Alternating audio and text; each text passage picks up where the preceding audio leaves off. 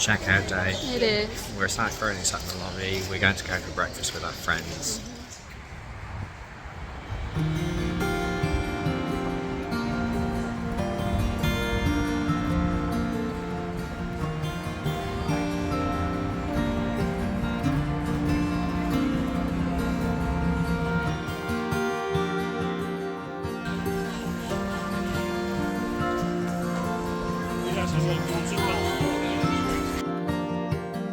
It's time to go home. It is. We're just waiting for the Mears Connect. We've got all our bags, our last minute purchases from Disney Springs have been squished into them. And yeah, we're ready to go back to the airport. I just realised it's not a very flattering angle of me, but It's not. Well, we're both warm and glistening. yeah, That's okay. yeah. It's been a great holiday, but we're going to the airport now. Yeah, on travel home day, you just want to get home, don't you? Yeah.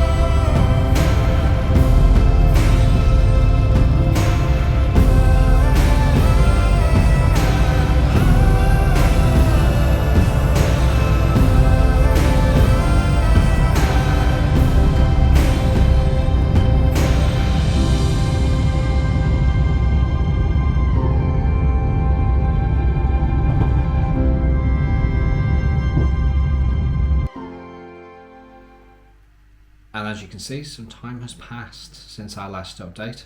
It has. It's now December and our house looks like the storeroom of the 12 Days of Christmas store.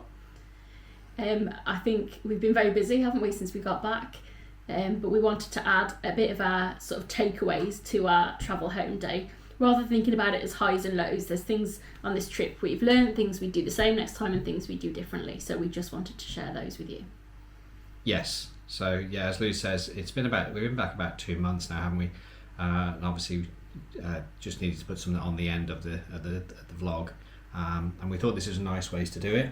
So yeah, just some thoughts on what we would do again, what we wouldn't do again, and maybe what our plans will be for the future. So I think the first thing to talk about is something that was different on this trip, which is the multipass. And it goes without saying, it's expensive. It's like what FastPass used to be, but at a cost. But was it worth it? I would say 100% yes. You can stack the rides. We didn't really queue. We got on absolutely everything we wanted to do. And especially as it was a shorter trip, we only had 7 park days. We did it every day, and it meant we got to do everything we wanted to do multiple times, which was really good. I would say if we were doing a full 2-week trip, I wouldn't do it every day, partly because of the cost and partly because we wouldn't do the parks every single day on a longer trip. But no. I think what you could do there is obviously you could you'd have more time to take advantage of the standby queues, the entry and all that sort of stuff. But on our trip this time, as Lou said, we only had 7 full days that we had access to the parks. So we obviously tried to make the most of what we could. So this is why we did the multipass. It's not something that we do every time, I believe. No, but it's certainly good. Shame you have to pay for it when FastPass used to be free, but is it worth it and does it work? Yes, 100%. And would we do it again? Yes, most definitely. Yes. Our second great takeaway from this trip was Mickey's Not So Scary's Halloween party. We hadn't done that since 2017, and like every year, things have changed, things have moved on, they've added things, taken things away, all that sort of good stuff. But we both had a really great time. It was stupidly hot that day, to the point that the t-shirts that we put on were pretty much wringing wet before we'd even got on Tiana's on that evening, which obviously you saw in the vlog that we have the ride photo. It was a fantastic night.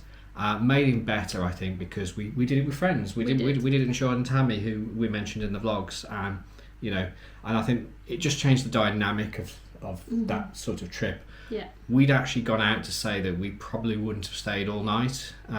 We were thinking we're probably there till after the show, the fireworks, and we probably would have come away. But as it happens, I think we got there about 4 o'clock in the afternoon, and we left just after midnight.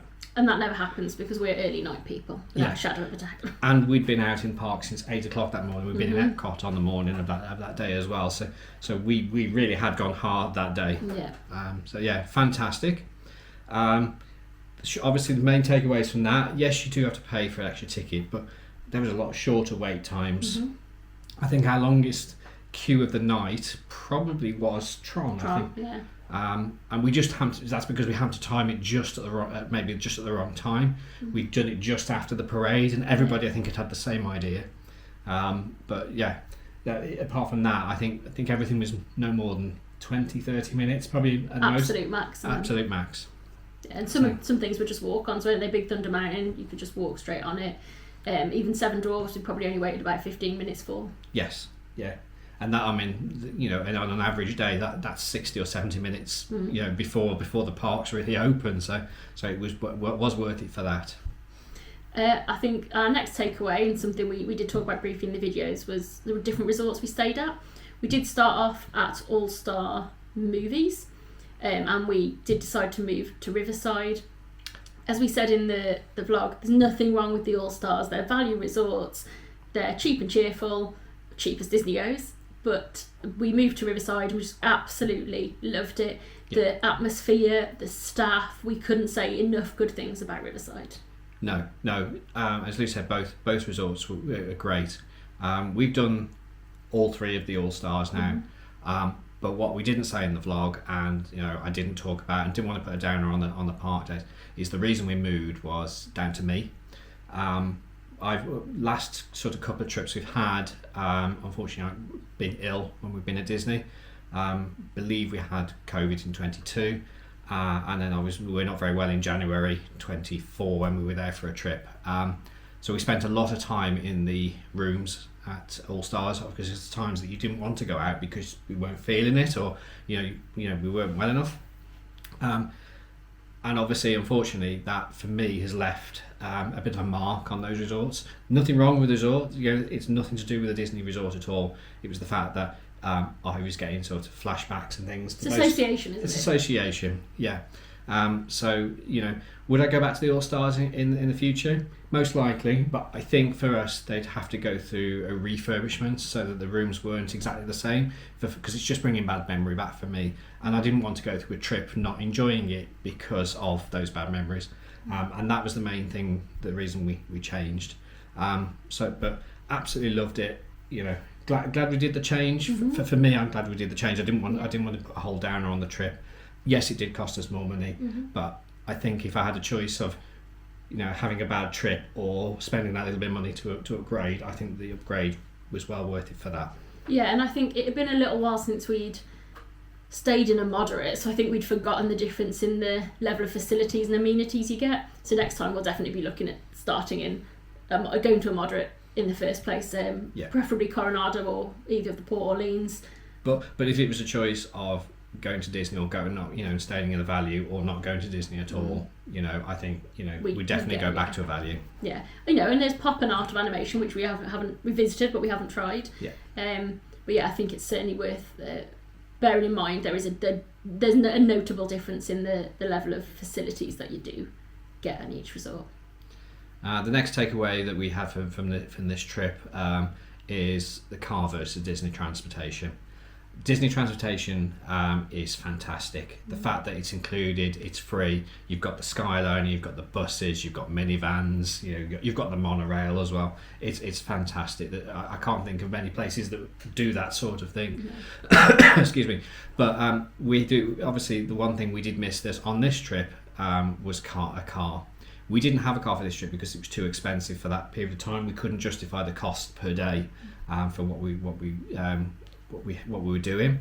However, when it came to doing our Target run, outlets run, that sort of thing, that's when we did miss it, because when we'd been to a park and we maybe planned to get a Target later in the day, we worked out we had to come back to the resort first, which added sort of an extra 3/4 of an hour onto your journey.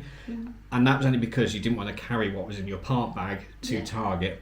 Yet if we'd had the car, we could have left that bag in the boot of the car, and gone and done what we'd done in Target and been back, and and probably that time it's taken to go between the park and the resort. And it also meant we only ate off-site once when we went out to Cracker Barrel with our friends Sean and Tammy, who did have a car. They were staying off-site and kindly picked us up.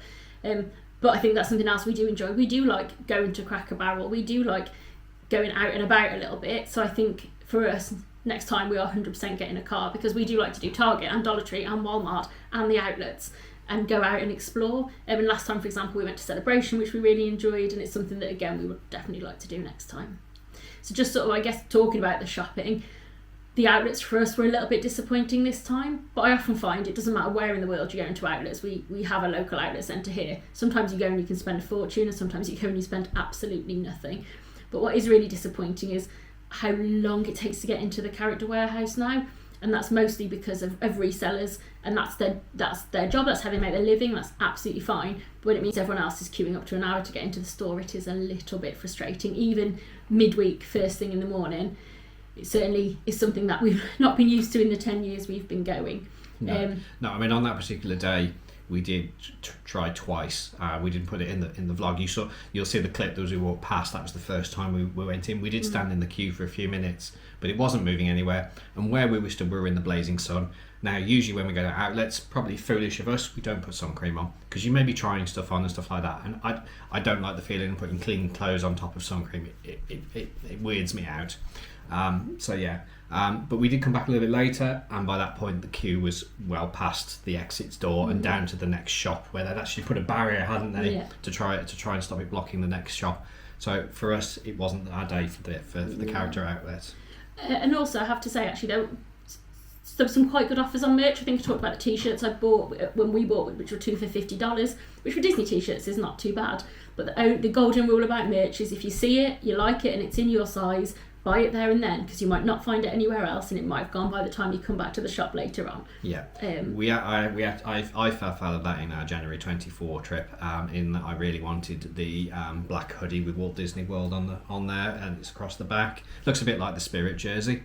I didn't get it in a medium, and then I couldn't get it. And again, credit to Sean and Tammy, they went, I think it was in April, when the weather was obviously a lot warmer than it was in January, and they managed to get one.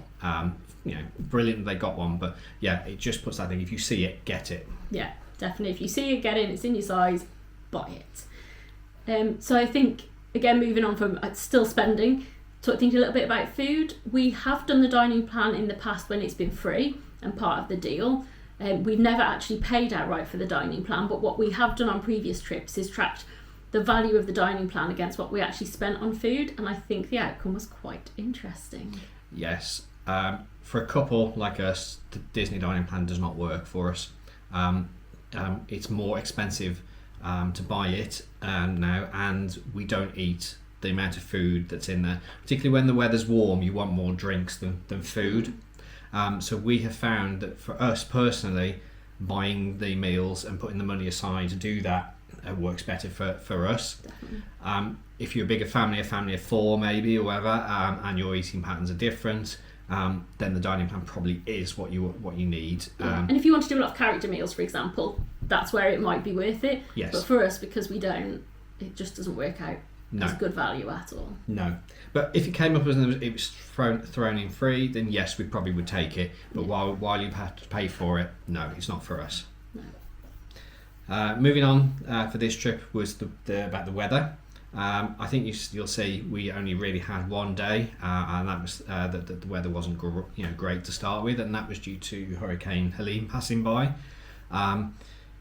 But I think the big takeaway we took, and we noticed this in our August 22 trip when we weren't very well and we had COVID, is how hot it was. The humidity and the heat this time really took its toll on us. Yeah. You'll have seen that we've probably done, at most days we might have hinted at the time that we've left parks about 2:30 in the afternoon. That's usually to go back and just go and cool off, just to go and get some air conditioning. And obviously we do that excuse me, and then we go out and do something in the evening. But yeah, we really found that it was a lot worse this time. But is that us getting old? It might be, because we did August for many years. We did, and we were just used to it. Yeah. And then we went in June 2019, and we had the hottest day of the year when we were there, I think, or something like that. It was the hottest day for a long time. Yeah. And yet we coped with it fine. It's absolutely fine. But yeah, I wonder if maybe, post COVID and us getting older, we just can't hack the heat like we used to. So I think next time, I'd love to say we'll be going back at a cooler time of year, but again, if it's between going to Disney when it's hot or not going to Disney is always the answer. Yeah. And our final point on this video is obviously what we're doing now. Talking to a camera and vlogging this trip. We both had a chat about this before and said, shall we give it a go? Let's see what happens. So this is new to us. Mm-hmm. This is our first trip that we've ever done this on. And I will be honest, I did think that the whole lot was going to end up on what they call the cutting room floor. I didn't think it was going to end up on YouTube, or if it did, we'd only have a couple of views from friends, maybe family. While we're not getting we haven't had massive numbers view our videos. And that's fine. They're only in the tens, and I'm happy with that. I'm blown away that people are actually watching us. Yeah, we will admit our niece is our number one fan though, so hi Ella! Yeah. I'm blown away. But the biggest takeaway I think I've taken from it, especially when I've now come back to edit these videos, is I need to film a hell of a lot more. It's been so hard to piece some of the vlogs together, and you'll notice some of the later ones have been a lot shorter because I haven't done some of that, as Adam Hatton calls it, the B-roll, where you're filming the area, the rides, that sort of thing. I think I need to be more confident with this camera as well. We're watching some other vloggers at the moment, L&R Dreaming for example. They've got the newer version of this camera and they're taking it on the rides and all sorts, and I didn't want to do that. I feared I was going to break this camera, but I think it's more robust than I give it credit for. Yeah, but also I think because we were new to it, something we've been conscious of in previous trips is feeling like we were being filmed wherever we were, so we tried to be quite discreet in our filming because we didn't want to invade other people's privacy whilst they were on holiday. But actually, I think we need to be less bothered about that because everybody was doing it, and probably some of the only people in the park who were thinking about not doing it was us. Yeah. So we need to be much more confident in just going and doing it. Yeah, I mean, if we go back to, I think it's our day one vlog, which is Magic Kingdom, we were filming outside the Emporium, and we stopped vlogging, filming, and then the next clip you'll see is we're actually at the resort, and that's because as I mentioned, there was a girl singing Under the Sea. Really, I should just carried on, but I felt so conscious about it, and the fact that she was singing, trying to sing while we were doing that, I really shouldn't have let it bother us and just carried on. No. I mean, I'll talk to anyone anytime and I can talk all day about anything, that's absolutely fine, but I think you've got a lot more confident in talking whilst we've been vlogging. But it's been a learning curve for both of us, for me to say less and maybe for you to say more. Yes, and I also learned I need to speak a lot louder when I'm talking to the camera. And that came very apparent when I was coming to do the editing, is that in some scenes I'm very quiet in talking, and I've had to crank the volume up in the post edit so you can actually hear me. But though, would I do it again? I think we would. I think if we enjoyed it, I think I would probably ask friends, if we were with friends, if they minded, because I was very conscious of not. Like the Mickey's Not So Scary, I was very conscious of not filming if they didn't want to or anything like that, and maybe I should have asked at the time and felt less awkward about it. Yeah, so I think really that leaves us to say, when's the next trip? So we don't have anything planned right now. We have some ideas, we have things in the works. We've got a short break booked for the start of next year. We've got that will be on our other channel. Yeah. We've got a few other things planned for next year, which are quite exciting. So we've just sort of got to see how the year pans out. But I have no doubt we will be back to Disney as soon as possible. No. I think it's fair to say we are looking to go at the end of November next year. I think it's fair to say that we just got to get all the blocks in place. We've got to look for flights. We've been fortunate that we've actually got a companion voucher now with Virgin Atlantic, due to mainly because of spending on for this holiday that we've just come back from. But that's all going to, if that all works to place, then obviously we'll come up with something for next year. Yeah. But we'll need to now re-understand. Virgin have changed how you can use your vouchers and your air miles, so we need to probably speak to the flying club, because they're always really helpful, and best understand how we can spend that to our best advantage. Yeah. And I think it's fair to say that we've probably done enough talking now. I haven't rolled my eyes in this video yet.